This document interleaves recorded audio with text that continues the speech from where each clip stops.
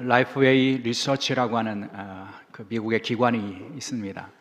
이 기관이 최근에 미국 교회 교인들을 대상으로 설문을 조사해서 그 결과를 발표를 했습니다. 미국계 교인들이 어떤 신앙 상태에 있는가를 점검하는 그런 항목들이 담겨져 있는데요. 대부분의 항목에서 70~80%의 그런 응답의 비율로 미국 교인들은 그들의 신앙을 잘 지키고 있구나, 그런 평가를 받을 만한 그런 결과를 볼 수 있습니다. 예를 들면 삼위일체 하나님에 대한 믿음이라든지, 그 하나님께서 내 삶의 모든 것을 개입하시고 역사하신다고 하는 그런 믿음이라든지, 하나님께서 나를 선택하시고 예정하셨다고 하는 그런 믿음이라든지, 그런 믿음에 대해서는 70~80%의 미국 교회 교인들이 그렇게 생각한다, 동의했고 그 믿음을 고백을 했습니다. 근데 그 설문의 항목 가운데서 제가 보기에는 좀 의외였던 그런 항목이 있는데, 이런 내용이었습니다. 예수님은 인류의 위대한 선생이었지만 신은 아니었다, 이 생각에 동의하십니까? 라고 하는 질문인데, 48%의 미국교회 교인들이 그렇게 동의한다, 이렇게 응답을 했습니다. 그러니까 그들은 어쩌면 모순되는 것처럼 보이잖아요. 삼위일체 하나님을 믿는다 그래 놓고는 예수님은 신은 아니었다, 위대한 교사다, 이렇게 응답한 사람들이 48%, 그러니까 절반의 사람들이 예수님을 위대한 교사 혹은 스승, 선생, 이렇게는 받아들일 수 있지만 그분을 신으로는 받아들일 수 없다, 이렇게 응답을 했다는 거죠. 여러분, 이런 설문의 결과를 보면서 제가 그런 생각이 들었어요. 만일 예수님을 하나님으로 그리고 신으로 인정하지 않는다면 그들이 잃어버리는 것이 무엇일까? 여러분, 예수님을 신으로 받아들일 수 없다면, 하나님으로 받아들일 수 없다면 그들이 잃어버리는 것이 있겠지요. 오늘 요한복음 1장의 내용을 통해서 우리는 그 답을 찾을 수 있다고 저는 믿습니다. 오늘 본문 요한복음 1장의 내용에 보면 예수님이 누구이신지를 증언하는 그런 사도 요한의 증언이 나옵니다. 사도 요한은 여러 개념을 통해서 예수님이 어떤 분이신지, 누구이신지를 설명하고 있는데요. 1절의 말씀에 보면 말씀이라고 하는 개념을 사용합니다. 말씀이 계셨다, 창조의 때부터 하나님과 함께 계셨다. 근데 여기 말씀이라고 번역하는 단어는 여러분도 익숙하신 로고스라고 하는 개념입니다. 그러니까 당시 헬라의 사람들에게는 아주 잘 알려져 있는 개념이었던 로고스를 통해서 예수님 바로 그 로고스이신데 인격을 입고 오신 분이다, 사도 요한은 그렇게 증언하고 있는 거죠. 이 로고스라고 하는 개념은 그 안에 이런 의미를 가지고 있습니다. 우주와 세상 질서의 원리, 혹은 세계를 유지하는 이성적인 힘과 능력, 이것을 로고스라고 그렇게 그들은 받아들이고 있었는데, 근데 사도 요한은 그들에게 익숙한 이 로고스의 개념을 사용해서 그분이 바로 예수님이다, 그 로고스가 인격을 입고 이 땅에 오신 분이 바로 예수님이시다. 그래서 예수님은 창조의 때부터, 태초부터 하나님과 함께 계신 분이시고 만물이 그로 말미암아 지음을 받은 분이시며, 그분은 4절의 말씀에 보면 생명의 빛을 주시는 분이라고 소개하고 증언하고 있다는 거죠.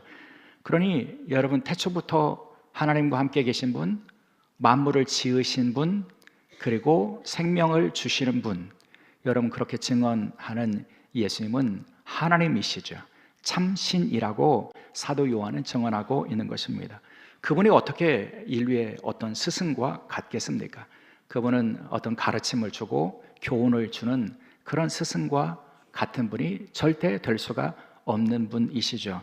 그분은 완전하신 하나님이시라고 우리는 믿고 받아들일 수 있어야 한다는 것입니다. 그래서 그 완전하신 하나님, 하나님의 영광과 존귀와 능력을 가지고 계시는 그 예수님을 증언하면서 사도 요한이 강조하는 것은 믿음입니다. 그분을 믿어야 된다고, 그분을 영접해야 한다고 그렇게 강조하는 거죠. 그래서 요한복음의 이 복음서의 처음과 마지막까지 이 믿음에 대한 그런 강조점이 있는 것을 우리가 발견하게 되는데, 사도 요한은 그 믿음의 세계로 우리를 안내하기 위해서 먼저 대조적인 구조를 통해서 말씀을 합니다. 그러니까 예수님을 믿는다는 것과 예수님을 믿지 않는 것을 대조하는 것입니다. 11절의 말씀에는 예수님을 믿지 않고 거부하는 것을 먼저 이야기하죠. 하나님이신 그분이 자기 백성에게 찾아왔는데 그 백성들은 어둠에 머물러 있으면서 그분을 보지 못했고 알지 못했다는 거죠. 그래서 자기 백성들이 영접하지 아니했다. 그러니까 영접하지 않고 믿고 받아들이지 못한 사람들의 모습을 말씀합니다. 자기 백성이 누구입니까? 이스라엘 백성들이죠. 이스라엘 백성들은 하나님을 자기 하나님으로 나의 주라고 고백했지만 그들은 그 하나님을, 하나님이신 예수님을 받아들이지 못하고 배척했습니다. 심지어는 그분을 십자가에 달아 죽였습니다.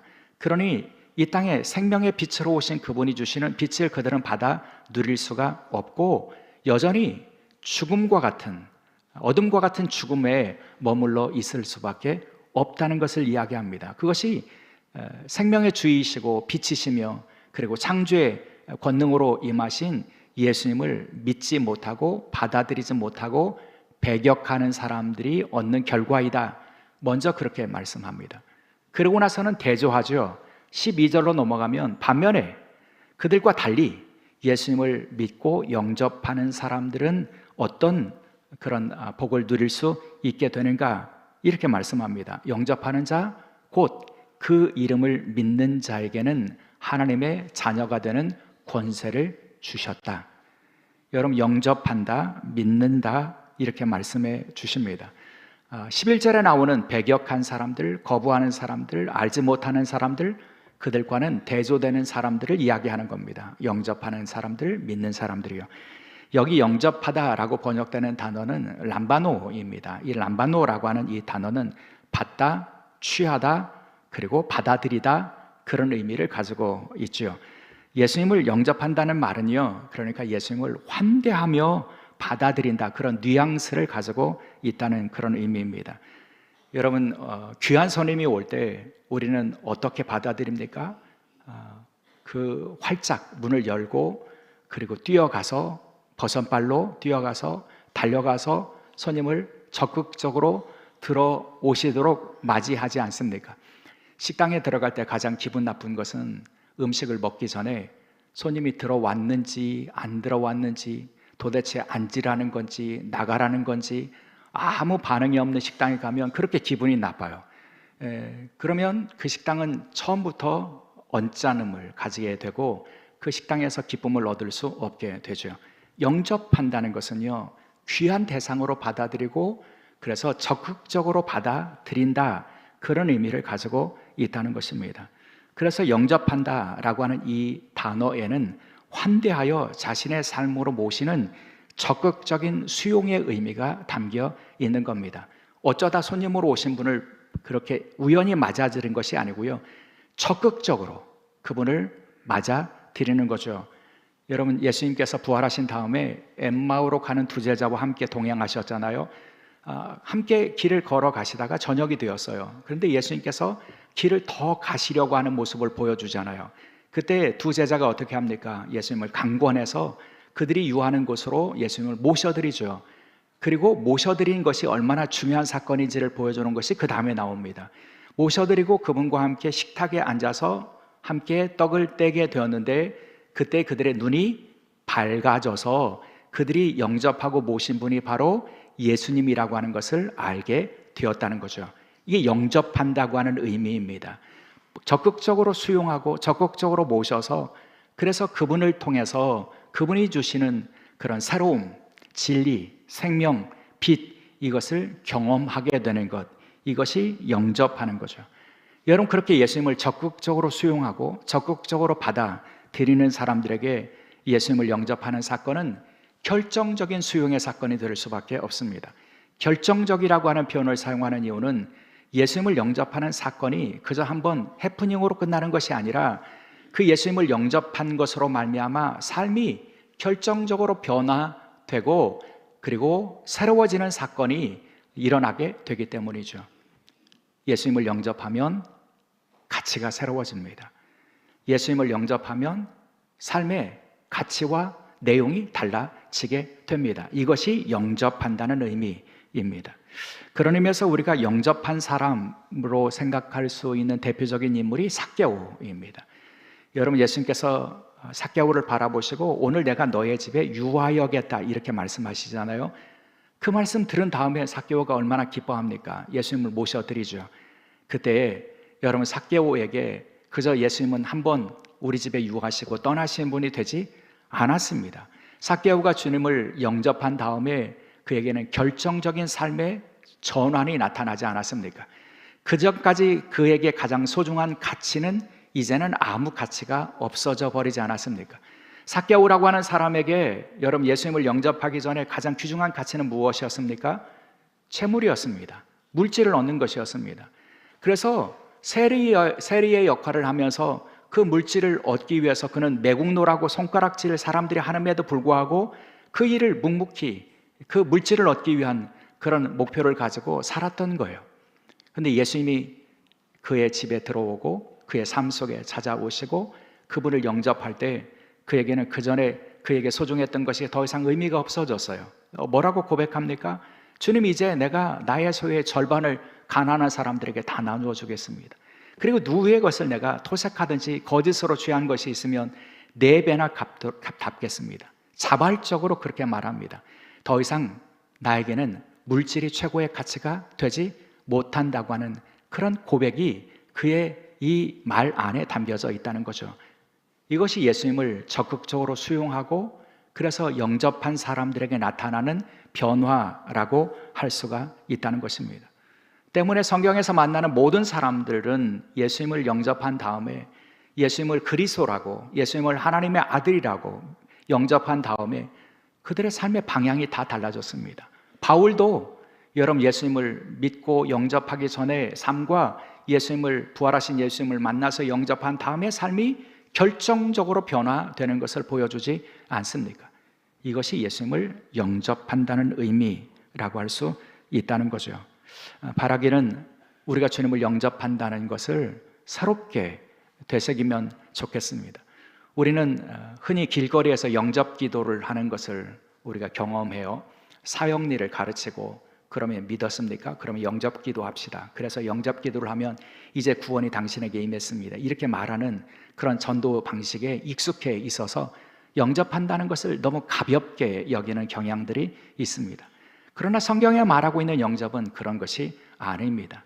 여러분, 적극적으로 수용하고요. 그 수용을 통해서 내 삶이 여러분 아주 결정적인 그런 변화가 일어나는 것, 이것이 영접한다는 의미라고 할 수 있다는 것이죠. 그런 의미에서 예수 그리스도를 영접한 여러분들 안에도 예수님이 주시는 그런 삶의 결정적인 변화들이 끊임없이 일어날 수 있기를 주의 이름으로 축원합니다. 여러분, 예수님을 영접한다. 그 다음에 그 사도 요한은 영접하는 사건과 연결시키는 것이 있어요. 그게 뭐냐면 믿는다라고 하는 것입니다. 영접하는 자, 곧 그 이름을 믿는 자. 그러니까 영접하는 것과 믿는 것을 사도 요한은 하나로 연결시키고 있는 것을 보게 되죠. 영접한 사람이 믿는 것이고요. 믿는다는 것은 그분을 그렇게 적극적으로 모셔들여서 결정적인 삶의 변화를 이루어나는 것이 믿는 것이라고 설명하고 있다는 거죠. 여기 믿는다라고 번역하는 단어는 피스티오라고 하는 그런 동사입니다. 여기 피스티오라고 하는 단어 안에는 믿다, 신뢰하다, 그 다음에요 의탁하다라고 하는 의미가 그 안에 담겨져 있습니다. 그러니까 믿는다는 것은 그분을 신뢰하는 마음을 갖는 것에서 끝나는 것이 아니라 그래서 지적으로 내가 예수님은 하나님의 아들이셔, 메시아이셔, 지적으로 동의하는 것에 끝나는 것이 아니고요. 인격적으로, 전인적으로 신뢰하고 의존하는 관계를 주님과 맺는 것이 믿는다는 의미라고 할 수 있다는 거죠. 그러니까 믿음은 한번 왔다가 사라지는 감정적인 경험이 아닙니다. 어느 순간에 내가 믿어, 확신이 있어, 마음이 뜨거워. 근데 어느 순간에 나는 냉담해져서 믿음이 없어져서 확신이 없어져서 그런 믿음이 아니고요. 믿음이라고 하는 것은 지속적으로 주님과의 신뢰의 관계, 의존의 관계, 의탁의 관계를 지켜가는 것이라고 할 수 있다는 겁니다. 그래서 사도 요한은요, 그 믿음을 설명하면서 그 이름을 믿는 자 이렇게 말하는 거예요. 여러분, 여기 그 이름을 라고 했을 때에 이 표현을 헬라어 성경에서 읽어보면 에이스투라고 하는 이런 전치사를 사용합니다. 에이스투라고 하는 것은 방향을 가진 그런 전치사입니다. 어디 안으로라고 하는 의미를 가지고 있어요. 그러니까 예수의 이름을 믿는다는 것, 그의 이름을 믿는다는 것은 예수 그리스도에게로 가서 그분을 신뢰하고 믿고 의존하는 삶을 산다고 하는 의미가 그 안에 있다는 거죠. 예수님 믿었어요. 그 예수님을 믿었다고 하는 것은 우리가 예수님께로 나아간다는 거예요. 우리의 삶의 방향을 예수님께 나가서 그 다음에 신뢰하는 관계를 맺은 다음에 그 다음에는요, 예수님을 기대고 의탁하고 의존하는 그런 삶을 사는 것. 그래서 주님을 향한 그 신뢰와 의존의 믿음을 담아서 전적으로 그분을 향하여 헌신하는 그런 태도와 그리고 반응을 갖는 것, 이것이 믿음이라고 말씀하고 있다는 겁니다. 그래서 예수님을 영접하는 것과 믿는 것이 연결되는 거예요. 예수님을 적극적으로 모셔드리고 그분을 통해서 삶의 변화를 갖는 사람은 예수님 앞에 나가서 예수님을 향해서 절대적으로 신뢰하며 헌신하는 그런 믿음을 지켜가는 것이 바로 영접하고 믿는 사건이라고 할 수 있다는 겁니다. 그리고 비로소 그런 사람들이 하나님의 자녀가 되는 권세를 누릴 수 있게 된다는 것이죠. 현대의 그리스도인들에게 발견되는 어떤 믿음의 보편적인 결함이 눈에 보일 때가 많아요. 무엇이 부족할까? 현대의 그리스도인들에게 부족한 게 뭘까? 생각해 보면 저는 헌신적인 그런 신뢰가 아닐까 이런 생각이 들어요. 그러니까 우리는 믿음이 있다고 말하는 것은 어렵지 않아요.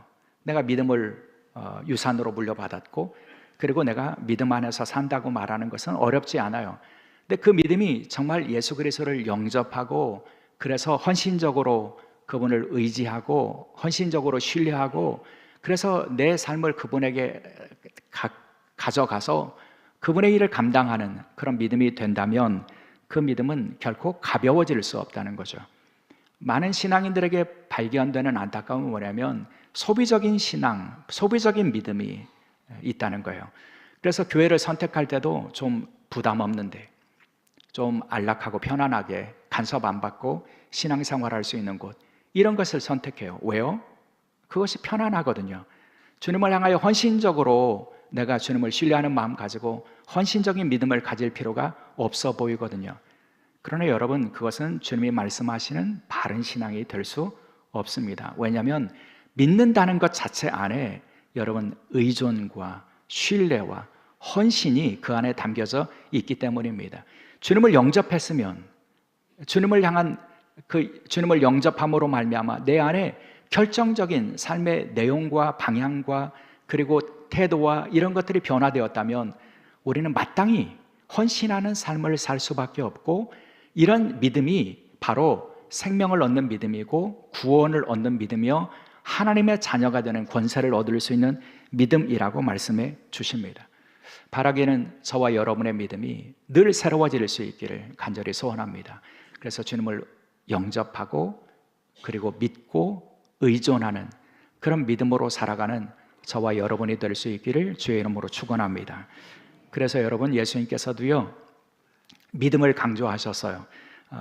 요한복음 20장이 실질적으로 요한복음의 마지막 장이라고 할 수 있는데, 요한복음 20장에 보면 부활하신 주님께서 믿음 없었던 도마를 찾아오시잖아요. 그리고 그를 향해서 너 이제 손가락을 내밀어서 내 못 박힌 손을 만져보고 그리고 창에 찔린 그 옆구리에 손을 넣어보라, 이렇게 그를 향해서 말씀하시잖아요. 그렇게 하고 나서 예수님 뭐라고 말씀하세요? 20장 27절, 믿음 없는 자가 되지 말고 믿는 자가 되라. 여러분, 예수님께서 왜 믿음 없는 도마를 향해서 믿는 자가 되라고 말씀해 주셨을까요?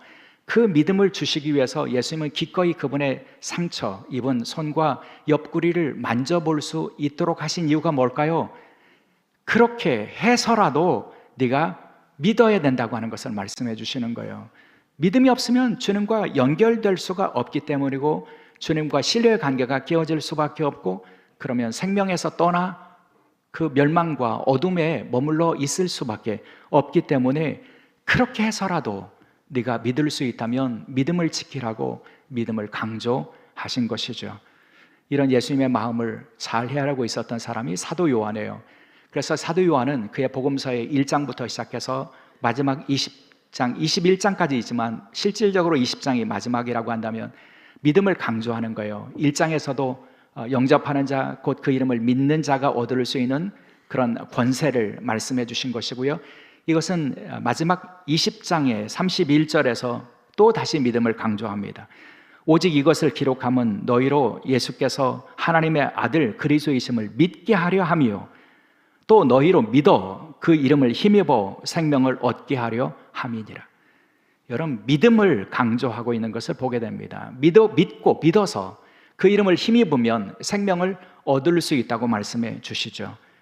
여러분, 사도 요한은요, 믿음을 설명하면서 믿는다는 것을 한 걸음 더 나가서 그의 이름을 힘입는 것이라고 설명하고 있다는 점을 우리가 주목해야 합니다. 우리가 믿는다는 것은, 그래서 그분을 향한 신뢰를 가지고 헌신적인 그런 삶을 산다는 것은 결국은 그 이름을 힘입고 사는 것이라고 할 수 있다는 거죠. 성경에서 이름이라고 하는 이 표현의 의미는 특별합니다. 성경에서 이름이라고 하는 것은 존재, 정체, 성품, 권위, 사역, 이 모든 것을 담고 있기 때문이에요. 그러니까 그의 이름을 힘입는다는 것은 예수 그리스도의 정체, 예수 그리스도의 성품, 예수 그리스도의 권위, 예수님의 사역의 그런 그 자세, 이것을 본받아서 그 힘과 능력과 권위를 가지고 산다는 거죠. 때문에 우리가 예수님을 힘입어 산다는 말은요, 예수의 이름으로 기도하는 것이고요, 예수의 이름으로 사랑하는 것이고요, 예수의 이름으로 말하는 것이고요, 예수의 성품으로 예수님의 성품을 닮아가는 것이라고 할 수 있습니다. 이런 사람들이 예수님을 믿는 사람이라고 할 수가 있다는 거죠. 그래서 사도 바울은 그의 복음 전도 여정 가운데서 아테네에 도착했을 때 아레오바고라고 하는 광장에 서서 설교를 하잖아요. 이렇게 설교해요. 사도행전 17장 28절, 우리가 그를 힘입어 살며 기동하며 존재하느니라. 여러분, 우리가 그리스도인으로 산다는 것을 그는 세 단어로 말합니다. 예수의 이름을 힘입어 사는 것이고요, 그리고 그의 이름으로 살아가는, 기동하는 것이고요, 그리고 그의 이름으로 존재하는 것이다. 여기 기동한다 라고 하는 이 의미를 가지고 있는 키네오라고 하는 이 단어는 움직이다, 행동하다, 그런 의미를 가지고 있어요. 그러니까 우리 그리스도인들은 누구입니까? 예수의 이름을 힘입어서 살아가는 사람, 예수의 이름을 힘입어서 살고 움직이는 사람, 예수의 이름으로 힘입어서 존재하는 사람이라고 말씀하고 있다는 거죠. 이게 살아있는 믿음의 반응이라고 말씀해 주시고 있는 것입니다.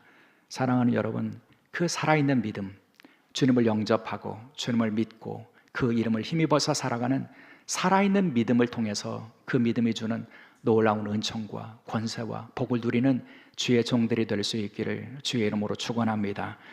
오늘부터 대림절이 시작되는데요, 대림절은 예수님을 기다리는 절기입니다. 그리고 예수님을 기다리되 깨어있는 신앙으로 기다리는 거죠. 예수님이 오신다라고 하는 이 표현을 많은 분들이 오해해요. 예수님 오시는 사건을 우리는 어떤 미래에, 막연한 미래의 어느 시점에 예수님이 짠하고 나타나실 거야, 이렇게 생각하는 분들이 많아요. 그래서 깨어있기가 어려워요. 근데 다시 오실 예수님을 기다린다는 것은 그 예수님이 지금도 오고 계시다라고 믿고 받아들일 필요가 있다는 거죠. 예수님, 우리에게는 안 오신 것처럼 보이지만 지금 오고 계시는 거예요. 오고 계시다는 것을 믿으면 우리의 주님을 기다리는 자세가 달라져요. 여러분, 귀한 손님이 지금 오고 계시대, 이러면 여러분 우리가 분주해지잖아요. 정리하는 것, 준비하는 것, 이게 여러분 분주해지지 않겠습니까? 예수님이 오고 계세요. 그러면 우리가 준비해야 될 것이 있어요. 여러분, 준비하는 것은 무엇일까요? 깨어있는 믿음이죠. 주님을 영접하기를 원하는 마음 가지고 주님을 믿고 주의 이름으로 살아가는 그런 신앙을 새롭게 회복하는 것, 이것이 주님의 오심을 기다리는 깨어있는 믿음의 모습이라고 할 수가 있습니다. 그런 사람들이 주님이 문 밖에서 문 두드리실 때에 문을 열어드리고 그 주님을 맞아들일 수 있습니다. 그러면 주님이 이렇게 약속하시잖아요. 볼지어다 내가 문 밖에서 문 두드리노니 누구든지 내 음성을 듣고 문을 열면 내가 그에게 들어가서 그와 더불어 먹고 그는 나와 더불어 먹으리라. 여러분, 주님이 주시는 그 잔치, 주님과 함께하는 기쁨, 이것을 누리기 위해서는 우리가 오셔서 문 두드리시는 주님 앞에 깨어서 기다리다가 열어드리고 영접해야 한다고 말씀해 주십니다. 대림절에 이 믿음이 우리 속에 새로워질 수 있기를 주의 이름으로 축원합니다. 그래서 깨어서 주님을 영접하고 믿고 그분의 이름을 힘입어서 살아가는 그런 살아있는 믿음의 소유자로 살아갈 수 있기를 간절히 주의 이름으로 축원합니다. 기도하시겠습니다. 하나님, 저희가 예수 그리스도를 믿고 영접하고 그의 이름을 힘입어 사는 것이 얼마나 놀라운 은총인지를 기억하게 도와주옵소서. 그 믿음을 통해서 저희들이 주님이 주시는 생명의 빛을 경험하고 어둠을 이기며 주님 주시는 구원과 생명의 그 거룩한 잔치에, 기쁨의 잔치에 참여할 수 있다는 믿음을 가지고 오늘을 살아가는 저희가 될 수 있도록 주님 저희들의 믿음을 새롭게 하여 주옵소서. 우리 주 예수 그리스도의 이름으로 기도드리옵나이다. 아멘.